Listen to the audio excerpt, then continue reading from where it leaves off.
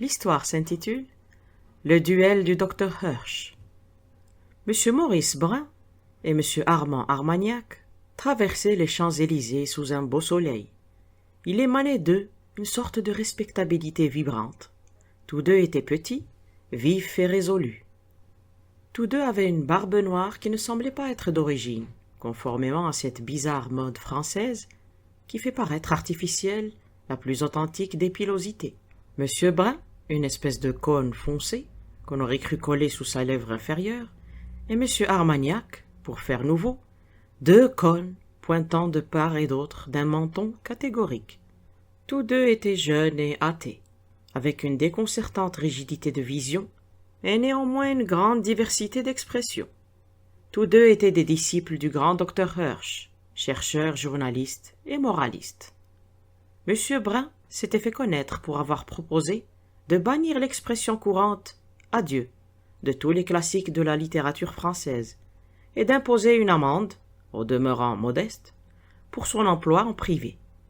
Ainsi, disait-il, le nom de ce dieu imaginaire aura pour la dernière fois retenti aux oreilles humaines.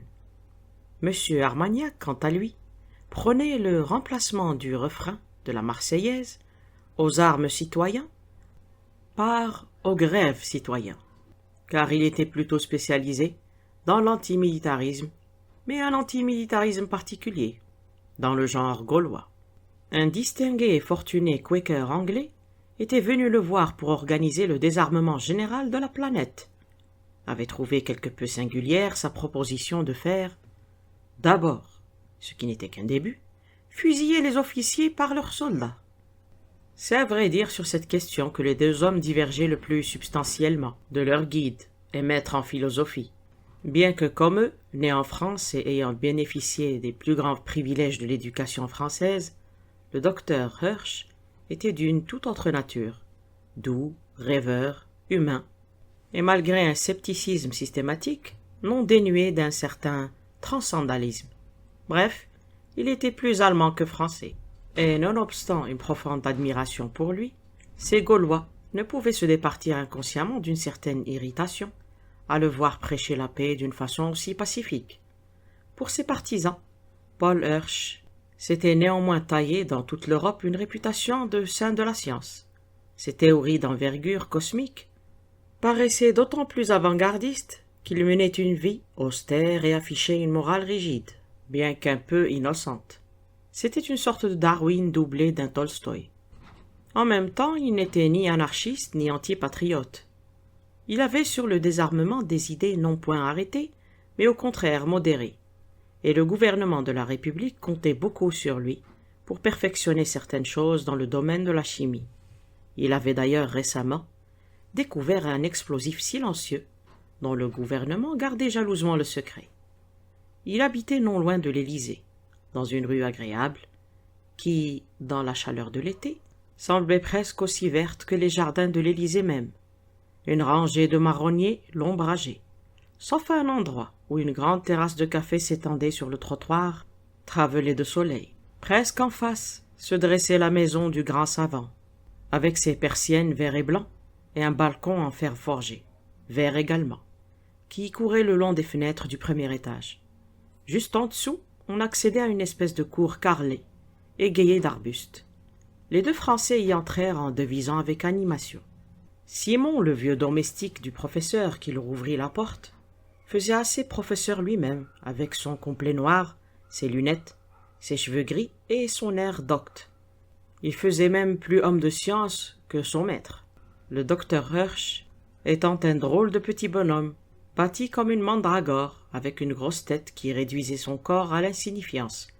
Quoi qu'il en soit, avec toute la gravité d'un grand spécialiste, remettant une ordonnance, le domestique tendit une lettre à M. Armagnac, lequel la décacheta impatiemment et lut rapidement ce qui suit. « Je ne puis descendre vous recevoir. Il y a dans la maison un individu que je refuse de rencontrer. C'est un officier chauvin, nommé Dubosc. Il est assis dans l'escalier. Il a retourné le mobilier dans toutes les pièces. Je me suis enfermé dans mon cabinet de travail, en face du café. Si vous tenez à moi, allez au café. Prenez place à une table, en terrasse, et attendez. Je vais essayer de vous l'envoyer. Je vous serai reconnaissant de l'écouter et de tenter de lui faire entendre raison. Je ne puis le rencontrer en personne. Je ne peux. Jamais. Il va y avoir une nouvelle affaire, Dreyfus. Professeur Hirsch. Monsieur Armagnac regarda Monsieur Brun, qui prit la lettre, la lut et regarda Monsieur Armagnac. Après quoi, ils se dirigèrent rapidement vers l'une des petites tables sous les marronniers, de l'autre côté de la rue. Là, ils commandèrent 2 grands verres d'absinthe. Cette décoction, d'un verre horrible, qu'ils paraissaient capables d'ingurgiter par tous les temps et à toute heure du jour ou de la nuit. Le café était à peu près vide, en dehors d'un militaire attablé devant un café, d'un grand gaillard qui savourait un petit sirop et d'un prêtre qui n'avait rien pris. Maurice Brun s'éclaircit la voix et dit « Nous devons aide et assistance à notre maître, quoi qu'il arrive, bien sûr. Mais... » Il s'interrompit et après un silence, Armagnac dit « Il a peut-être d'excellentes raisons de ne pas vouloir rencontrer cet homme, mais... » Il n'eut pas le temps d'achever sa phrase que l'intrus était éjecté de la maison d'en face. Les buissons sous le porche s'écartèrent brusquement et l'indésirable en surgit comme un boulet de canon. C'était un homme costaud, coiffé d'un petit chapeau de feutre tyrolien, incliné sur la tête, et qui avait assurément quelque chose de tyrolien dans toute sa personne, avec ses larges épaules, ses jambes fortes moulées dans une culotte courte et de bas de laine. Il avait des yeux bruns, très brillants, et mobiles dans une face à la peau très brune, sous des cheveux brun foncé, coiffés en brosse et presque ras sur la nuque, détourant un crâne carré, puissant. Il avait une formidable moustache noire en corne de bison. Cette puissante tête aurait normalement été posée sur un cou de taureau, mais l'individu portait un grand foulard bigarré qui lui cachait le bas des oreilles, et enfoncé par devant dans sa redingote comme une sorte de gilet fantaisie. C'était un foulard aux couleurs soutenues, rouge foncé, vieil or et pourpre, maintenant passé, et probablement de confection orientale. Le personnage avait quelque chose d'un peu barbare, et on aurait plutôt dit un noble hongrois qu'un simple officier français. Mais il parlait un français irréprochable, et son patriotisme français était si virulent qu'il en devenait un peu absurde. La première chose qu'il fit en jaillissant du porche fut de tonitruer dans la rue. « Y a-t-il des Français ici ?» comme s'il cherchait des chrétiens à la Mecque. Armagnac et Brun se levèrent aussitôt, et pourtant trop tard. On accourait déjà des 2 bouts de la rue, formant un petit attroupement qui allait en s'étoffant, avec l'instinct politique des Français pour organiser des manifestations publiques en moins de temps qu'il en faut pour le dire. L'homme à la moustache noire traversa vivement la rue en direction de la terrasse du café, monta sur l'une des tables et, s'accrochant à une branche de marronnier, se mit à déclamer, comme jadis Camille Desmoulins, jetant des feuilles de chêne au peuple. « Français, bredouilla-t-il, je ne suis pas doué pour parler en public. Puisse Dieu me venir en aide, parce qu'il faut que je parle. Ces politiciens, dans leur parlement pourri, ils apprennent à parler, mais ils apprennent aussi à ne rien dire. Ne rien dire comme l'espion qui se cache dans la maison d'en face, comme quand j'ai frappé à la porte de sa chambre, comme il ne dit rien tout de suite, alors qu'il m'écoute en tremblant. Ah, on peut dire qu'il est éloquent, le silence de ces politiciens. Mais le moment est venu où même si nous ne savons pas parler, nous devons parler. Vous êtes trahis, livrés aux Prussiens par cet homme. Je m'appelle Jules Dubosc, et je suis colonel d'artillerie en garnison à Belfort. Hier, nous avons capturé un espion allemand dans les Vosges, et il avait un papier sur lui. Ce papier, le voici. On a bien essayé d'étouffer l'affaire, mais j'ai voulu aller trouver celui qui l'a écrit. Il habite là, en face. C'est son écriture. Le document est signé de ses initiales. Ce sont des instructions pour trouver le secret de son nouvel explosif silencieux. Celui qui l'a inventé. Hirsch. C'est lui qui a écrit ce message. Il est en allemand, et il a été trouvé dans la poche d'un Allemand. Dites à l'homme que la formule de l'explosif est dans une enveloppe grise qui se trouve dans le bureau du secrétaire du ministre de la Guerre, dans le tiroir supérieur du meuble de droite. Elle est rédigée en encre rouge. Qu'il soit prudent. P.H. Il s'exprimait par petites phrases courtes qu'il débitait comme une arme automatique. Soit il était d'une parfaite bonne foi, soit il était fou. La foule en majorité nationaliste était déjà considérablement excitée, et stimulée par Armagnac et Brun, quelques intellectuels parmi les plus enragés accrurent encore la fureur générale. « Si c'est un secret militaire, hurla Brun, pourquoi le clamez-vous au milieu de la rue ?»« Je vais vous le dire, beugla Dubosc pour couvrir les vociférations de la foule. Je suis allé retrouver cet individu civilement et courtoisement. S'il avait pu me fournir une explication, il aurait pu me la confier en toute sécurité. Mais il a refusé de s'expliquer. Il m'a dit de m'adresser à 2 étrangers dans un café, comme on congédie un laquais. Il m'a expulsé de chez lui, mais j'y retournerai, et j'aurai tout le peuple de Paris derrière moi. Un cri parut ébranler la façade des maisons, et 2 pierres fusèrent, dont l'une brisa une vitre au-dessus du balcon. Le colonel, révolté, se rua à nouveau sous le porche, et on l'entendit vociférer dans la cour. La foule devenait houleuse. Une vague humaine se rua sur les marches de la maison du traître, et il était à prévoir que la place serait envahie, comme jadis la Bastille, lorsque la fenêtre brisée s'ouvrit. Le docteur Hirsch parut sur le balcon, et tout à coup, la fureur fit place au rire, tant il offrait un aspect grotesque. Déplacé dans une telle scène, son long cou décharné et ses épaules tombantes évoquaient la forme d'une bouteille de champagne. Mais c'était bien la seule note festive de toute sa personne. Ses vêtements avaient l'air suspendus à une patère. Ses cheveux, poils de carotte, étaient longs et négligés. Ses joues et son menton, frangés par une de ces fâcheuses barbes qui poussent loin de la bouche. Il était pâle comme un linge, derrière ses lunettes bleues. Bien que livide, c'est d'une voix ferme et décidée qu'il prit la parole, et le silence se fit dans la foule au milieu de sa 3e phrase. « Je n'ai plus que 2 choses à déclarer.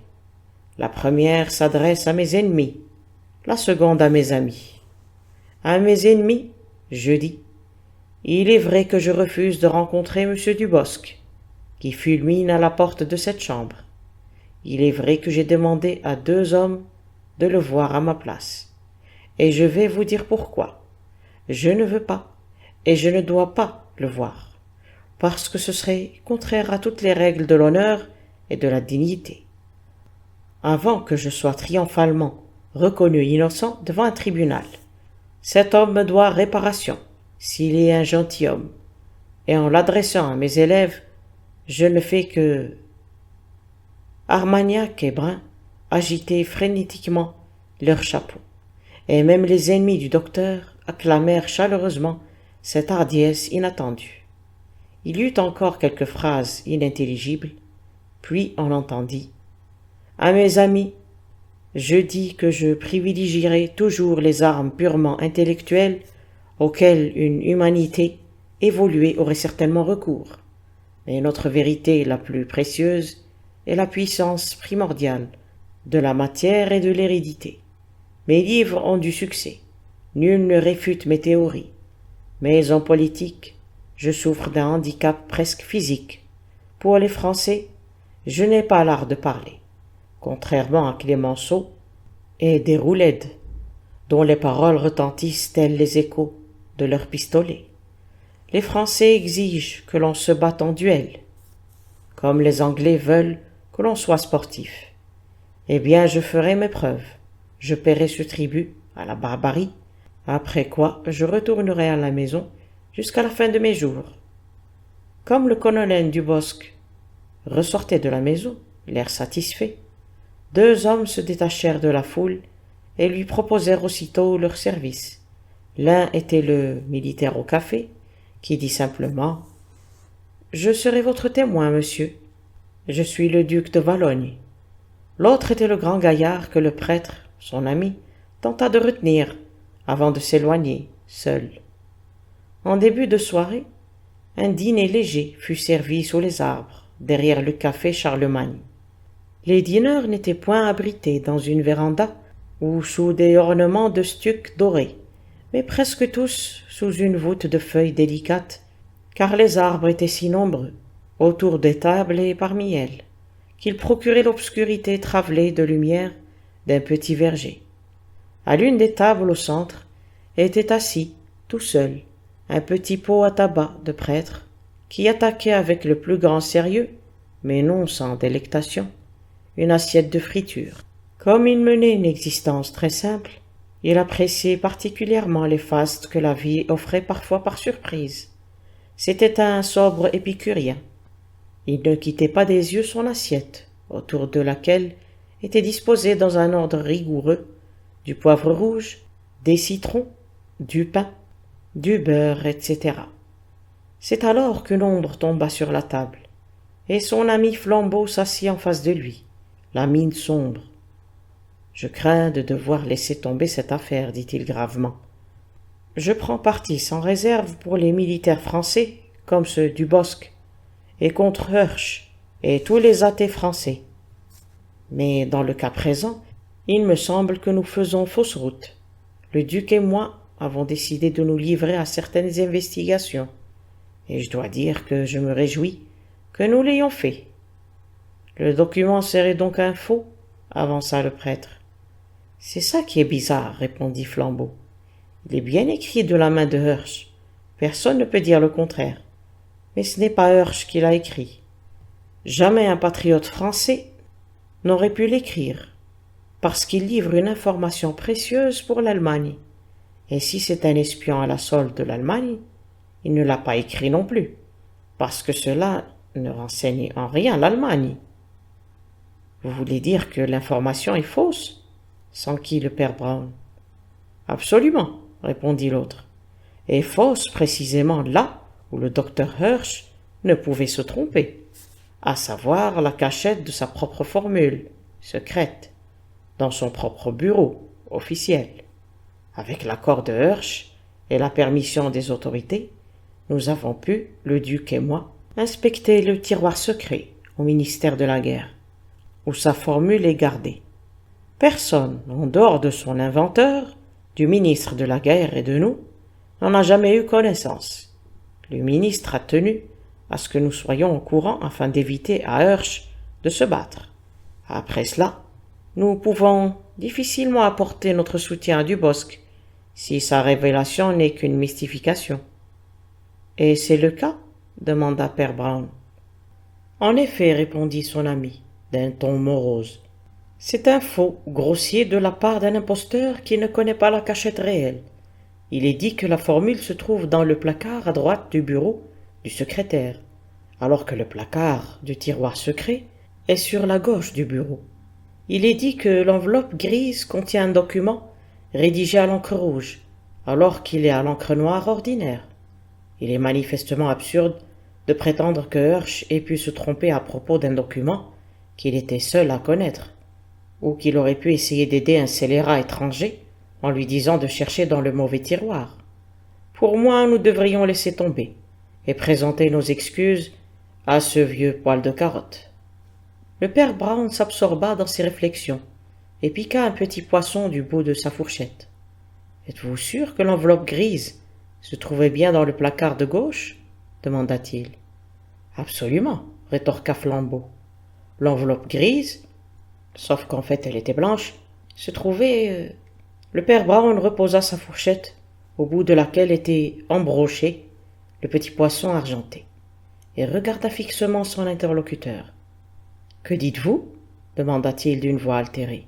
« Comment cela, que dites-vous » répéta Flambeau, mangeant de bon appétit.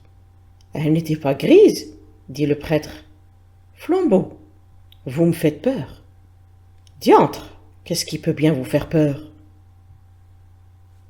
Le fait que cette enveloppe soit blanche, » répondit gravement le petit curé. « Si seulement elle avait été grise. »« Franchement, elle aurait parfaitement pu être grise, mais puisqu'elle était blanche, toute cette histoire devient bien noire. Il se peut, tout compte fait, que le docteur soit mouillé dans une sale histoire. »« Et puisque je vous dis qu'il n'a pas pu écrire cette note, » s'exclama Flambeau, « celui qui l'a écrite s'est trompé sur toute la ligne. Or, innocent ou coupable, le docteur Hirsch connaissait tous les détails. Les détails, L'homme qui a écrit cette note les connaissait assurément, répliqua simplement le prêtre. Il n'aurait jamais pu se tromper systématiquement sur tous les points s'il ignorait la vérité. Il faut en savoir long pour se tromper systématiquement, diantrement long. Vous voulez dire que... Je veux dire qu'un mystificateur serait forcément tombé juste sur quelques points, répondit fermement son ami.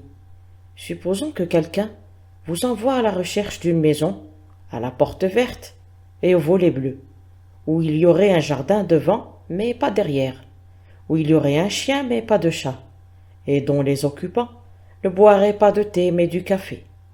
Si vous ne trouvez pas cette maison, vous vous direz que tout a été inventé. Eh bien, moi, je dis que non.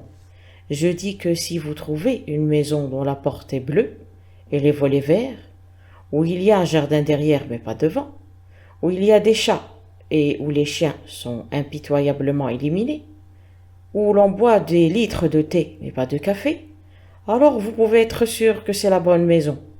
Il fallait que celui qui l'a décrite la connaisse pour être si exactement inexact. Mais à quoi rime tout cela? Se récria Flambeau. Je n'en ai pas la moindre idée, répondit le père Brown. Je ne comprends rien à cette histoire. Tant qu'il n'y avait erreur que sur le tiroir de gauche et non de droite, et sur la couleur de l'encre, rouge et non noire, je pouvais penser que nous avions affaire à un imposteur, comme vous dites, qui est tombé à côté, par hasard.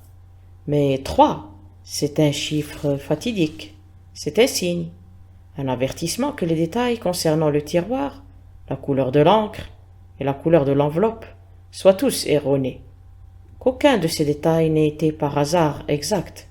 Cela ne peut pas être une coïncidence, cela n'en est pas une. Alors qu'est-ce que c'est? Un acte de haute trahison? Demanda Flambeau, continuant son dîner. Même ça, je n'en sais rien, répondit Brown, perplexe. Tout ce que je peux dire, eh bien, je n'ai jamais compris cette affaire Dreyfus. Je saisis mieux les critères moraux que les autres. J'arrive à juger un homme d'après sa voix, son regard, vous comprenez. Je devine s'il est heureux, en famille, qui il fréquente, et puis qui il évite. Dans l'affaire Dreyfus, par exemple, j'étais intrigué, non par les horreurs dont on l'accusait de part et d'autre, ce n'est pas nouveau, mais je sais que la nature humaine est capable, au plus haut niveau, de secréter des Sancy ou des Borgia. Non, ce qui m'intriguait, c'est que les deux partis avaient l'air de bonne foi. Je ne parle pas des partis politiques. La grande majorité est généralement honnête et souvent dupée.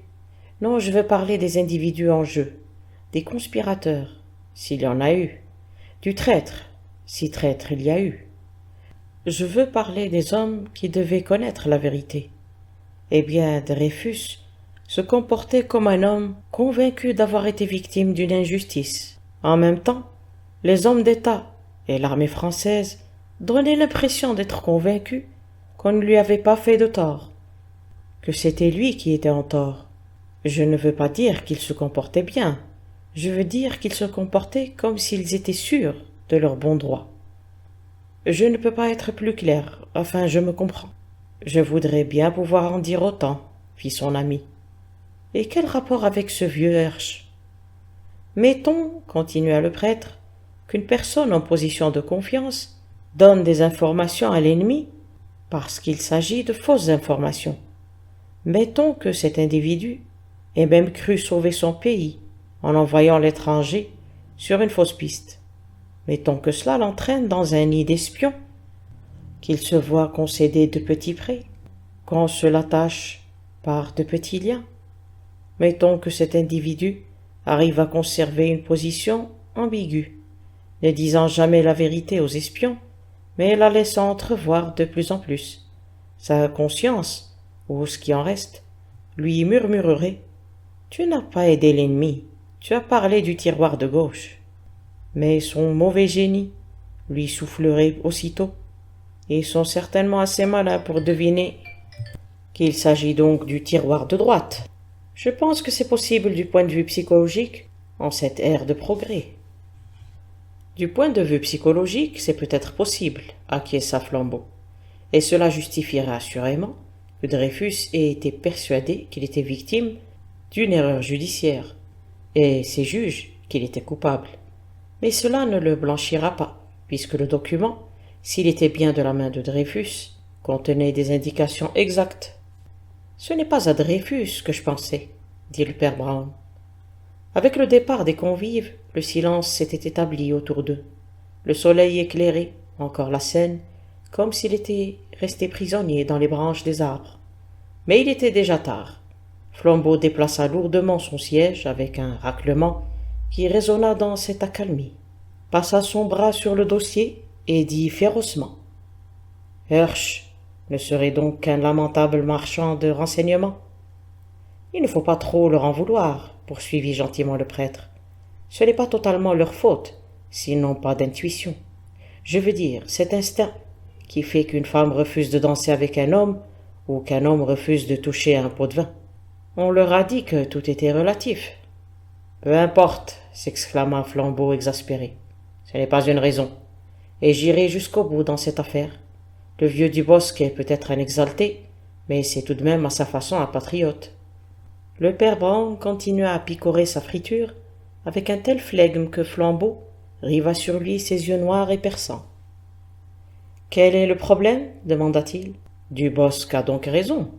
En douteriez-vous ? » « Mon ami, répondit le petit prêtre en posant son couteau et sa fourchette avec une manière d'accablement. Je doute de tout, enfin de tout ce qui s'est passé aujourd'hui. Je doute de tout dans cette histoire, bien qu'elle se soit déroulée devant moi. Je doute de tout ce que mes yeux ont vu depuis ce matin. Cette affaire n'a rien à voir avec les intrigues policières ordinaires, où un homme ment plus ou moins, où un autre dit plus ou moins la vérité. Ici, les deux hommes... Ma foi, je vous ai exposé la seule théorie qui me venait à l'esprit, et qui me paraissait satisfaisante pour tout le monde, sauf qu'elle ne me satisfait pas, moi. Moi non plus, répondit Flambeau, en se renfrognant, tandis que son vis-à-vis repartait à l'attaque de sa friture, d'un air parfaitement résigné. Si la seule hypothèse que vous pouvez formuler est celle de ce message prêchant le faux pour dire le vrai, j'avoue que je la trouve très ingénieuse, mais enfin, qu'en dites-vous ? J'en dis que c'est mince, répondit aussitôt le prêtre. Bien mince. Et c'est ce qu'il y a de plus bizarre dans toute cette affaire. Le mensonge est puéril. Il n'y a que 3 interprétations, celle de Dubosc, celle de Hirsch et celle que j'ai échafaudée. Soit cette note a été écrite par un officier français pour déshonorer un fonctionnaire français, soit elle a été écrite par le fonctionnaire français pour livrer des renseignements aux officiers allemands. Soit encore elle a été écrite par un fonctionnaire français pour envoyer des officiers allemands sur une fausse piste.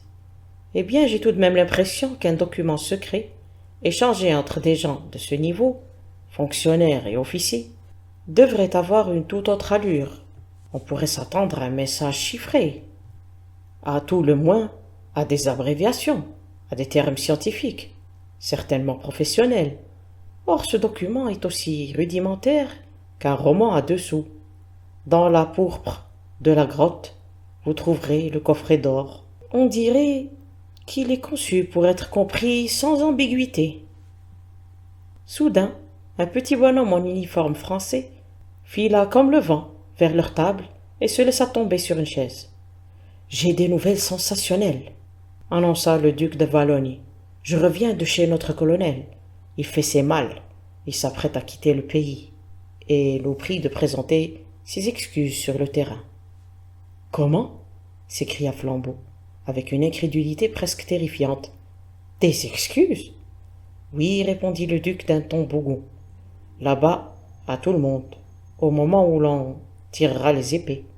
Et vous et moi devrons le remplacer puisqu'il quitte le pays. »« Qu'est-ce que cela veut dire ?» s'exclama Flambeau. « Il n'a tout de même pas peur de ce petit Hirsch. »« Saperlotte !» s'écria-t-il avec fureur. « Personne ne peut avoir peur d'un Hirsch. »« Je crois que c'est un complot, » gronda Wallonie. « Un complot ourdi par les Juifs et les francs-maçons, conçu pour glorifier ce Hirsch. » Le visage du père Brown n'exprimait pas grand-chose, sinon une indéniable satisfaction. Peut-être brillait-il par l'ignorance, Peut-être était-ce une lueur de compréhension. Quoi qu'il en soit, il y avait toujours un éclair lorsque le masque d'ingénuité tombait pour faire place à celui de la sagesse, et Flambeau, qui connaissait son ami, sut qu'il venait de comprendre. Mais Brown se contenta de finir son plat de friture sans mot dire. « Où avez-vous vu notre cher colonel pour la dernière fois » demanda hargneusement Flambeau. « À l'hôtel Saint-Louis, près de l'Élysée, où nous l'avons reconduit. Je vous ai dit qu'il faisait ses bagages. »« Vous pensez qu'il y est encore » demanda Flambeau en regardant la table, le sourcil froncé. « Je ne crois pas qu'il soit déjà parti, » répondit le duc. « Il s'apprête pour un long voyage. »« Non, » dit laconiquement le père Brown en se levant. « Pour un très bref voyage. En fait, il n'y en a pas de plus bref. Peut-être en prenant un taxi arriverons-nous à temps pour le rattraper. On ne lui dira pas un mot de plus pendant le trajet. » Le taxi les laissa au coin de l'hôtel Saint-Louis, et le prêtre les entraîna dans une ruelle latérale déjà plongée dans les ombres du soir. À un moment, lorsque le duc lui demanda avec impatience si Hirsch était coupable de trahison, il répondit les railleurs. Non, seulement d'ambition, comme César. Puis il ajouta cette réflexion assez saugrenue. Il mène une vie très solitaire et doit tout faire par lui-même. Ma foi, s'il a de l'ambition, elle devrait être bientôt satisfaite, commenta amèrement Flambeau. Tout Paris chantera ses louanges maintenant que ce satané colonel a pris ses jambes à son cou. Ne parlez pas si fort, dit le père Brown. Votre satané colonel est juste devant nous. Les deux autres sursautèrent et se rencognèrent dans l'ombre du mur parce que la silhouette carrée de leur suspect, en fuite, était bel et bien visible. Ils se faufilaient dans le crépuscule, un sac de voyage au bout de chaque bras. Il était à peu près tel que la première fois qu'il l'avait vu, si ce n'est qu'il avait troqué ses pittoresques knickers contre un banal pantalon. Il était clair qu'il quittait subrepticement l'hôtel. Ils le suivirent dans une de ces ruelles qui semblent montrer l'envers du décor, comme s'il se trouvait derrière la scène d'un théâtre. Un mur interminable de couleurs indéfinissables l'allongeait, interrompu çà et là par des portes fermées, à la peinture écaillée, seulement différenciées par les graffitis à la craie des gamins, la cime des arbres dépassée par-ci, par-là du mur, et au plus loin, dans les mauves et les gris du soir, on apercevait parfois la longue terrasse d'un grand immeuble, assez près en réalité, mais qui paraissait aussi inaccessible qu'une chaîne de rochers. De l'autre côté de la ruelle courait la longue grille dorée d'un parc obscur. Flambeau regardait autour de lui, d'une drôle de façon. « Vous savez, commença-t-il, on dirait que cet endroit... »« Oh là !» s'écria le duc. « Notre gaillard a disparu. Il s'est évanoui comme un personnage de conte de fées. Il a une clé, expliqua le petit curé. Il est simplement entré par une de ces portes de jardin. » Ils n'avaient pas fini de parler qu'ils entendirent l'une des austères portes de bois se refermer avec un cliquetis, juste devant eux. Flambeau s'élança vers la porte qu'on venait de lui claquer au nez, et la contempla un moment en mordillant furieusement sa moustache noire. Puis il leva ses longs bras, grimpa sur le mur à la force des poignets comme un singe, et se dressa sur le faîte, sa grande masse se découpant en ombre chinoise sur le ciel pourpre, parmi les arbres. Le duc regarda le prêtre. « Dubosc avait bien mieux calculé sa fuite que nous le pensions, dit-il. Mais on peut supposer qu'il a l'intention de s'échapper hors de France. »« Il s'échappe de partout, répondit le père Brown. Un éclair brilla dans les yeux de Valogny, et il dit tout bas. Vous pensez qu'il va se suicider? On ne retrouvera pas son corps, répondit le petit prêtre. Flambeau, debout sur le mur, poussa un cri. Mon Dieu, je sais où nous sommes. L'arrière de la maison du vieux Hirsch donne sur cette rue. Je pense être capable de reconnaître le derrière d'une maison aussi bien que le derrière d'un homme. Et Dubosc est entré là, s'exclama le duc en se tapant sur la cuisse. Eh bien, ils vont finir par se rencontrer, après tout. Et avec une soudaine vivacité bien gauloise, il sauta sur le mur à côté de Flambeau. si assis en frottant ses jambes l'une contre l'autre, avec excitation. Le prêtre resta seul en bas, appuyé au mur, tournant le dos au théâtre des événements. Il regardait pensivement les arbres sombres du parc, baignés par le scintillement des étoiles. Le duc, bien que tout excité, n'en était pas moins aristocrate. Il aurait préféré regarder la maison plutôt que l'espionner. Mais Flambeau, qui avait l'étoffe d'un cambrioleur et d'un détective, avait déjà sauté du mur sur la branche fourchue d'un arbre le long de laquelle il rampa, se rapprochant de la seule fenêtre éclairée à l'arrière de la grande maison plongée dans l'obscurité. Un store rouge avait été tiré devant les vitres, mais un peu de travers. En se risquant sur une branche qui paraissait aussi traîtresse qu'une brindille, Flambeau réussit à voir le colonel Dubosc se promener dans une chambre à coucher, aussi luxueuse que brillamment illuminée. Mais bien que se trouvant près de la maison, Flambeau entendait les paroles de ses compagnons, restés près du mur, et il répéta à voix basse. « Oui, ils vont finir par se rencontrer après tout. »« Ils ne se rencontreront jamais, » dit le père Brown. Hirsch avait raison de dire que, dans cette affaire, les deux principaux acteurs ne devaient pas se rencontrer.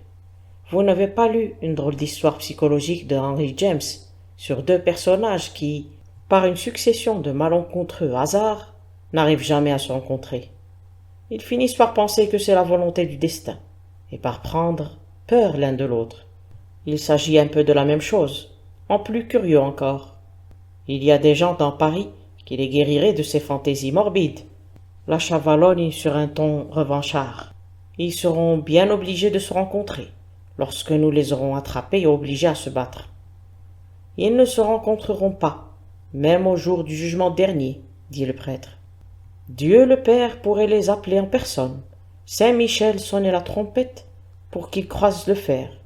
Si à ce moment l'un des deux était présent, l'autre ne viendrait pas. Que veulent dire tous ces mystères? S'irrita le duc de Wallonie. Pourquoi ne pourraient-ils se rencontrer ici-bas comme tout le monde?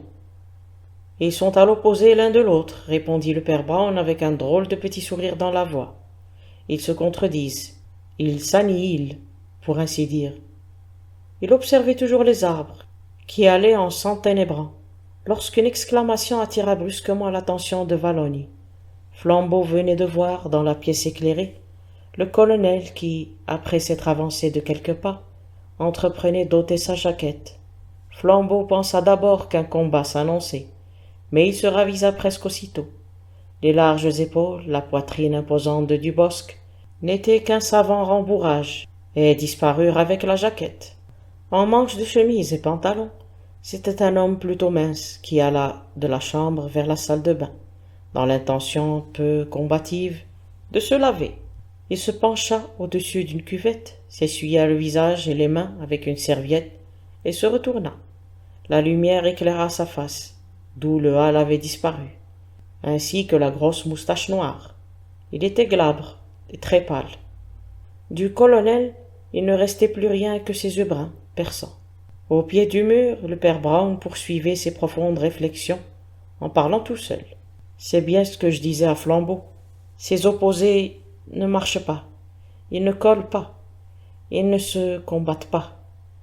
Si c'est blanc au lieu de noir, solide au lieu de liquide, et ainsi de suite sur toute la ligne, c'est qu'il y a quelque chose qui cloche, monsieur. Il y a quelque chose qui cloche. Un de ces hommes est pâle, l'autre brun. L'un corpulent, l'autre mince. L'un fort, l'autre faible. L'un n'a pas de barbe mais une moustache, on peut donc pas voir sa bouche. L'autre n'a pas de moustache, mais une barbe, de sorte qu'on ne peut pas voir son menton. L'un a le crâne rasé, mais un foulard qui lui cache la nuque. L'autre porte des cols bas, mais des cheveux longs qui masquent la forme de son crâne. Tout cela, monsieur, est trop clair et trop net pour qu'il n'y ait pas quelque chose qui cloche. Des choses aussi opposées ne peuvent pas entrer en conflit. Là où l'un paraît, l'autre se cache, comme une figure et un masque, comme une serrure et une clé. Flambeau regardait toujours la chambre, le visage d'une pâleur de cire. L'occupant de la pièce lui tournait le dos. Il se tenait devant une glace, et il s'était déjà collé, autour de la face, un entourage de cheveux roux, raides, qui cachait sa mâchoire et son menton, tout en laissant à découvert sa bouche moqueuse. Vue ainsi dans le miroir, on aurait dit la tête de Judas, riant affreusement et entourée des flammes de l'enfer. Pendant un instant, Flambeau vit pétiller les yeux bruns perçants, puis ils disparurent derrière des lunettes bleues. Enfilant une ample jaquette noire, l'homme disparut vers l'autre partie de la maison. Quelques instants plus tard, un tonnerre d'applaudissements se fit entendre dans la rue, annonçant que le docteur Hirsch venait de reparaître à son balcon. Fin.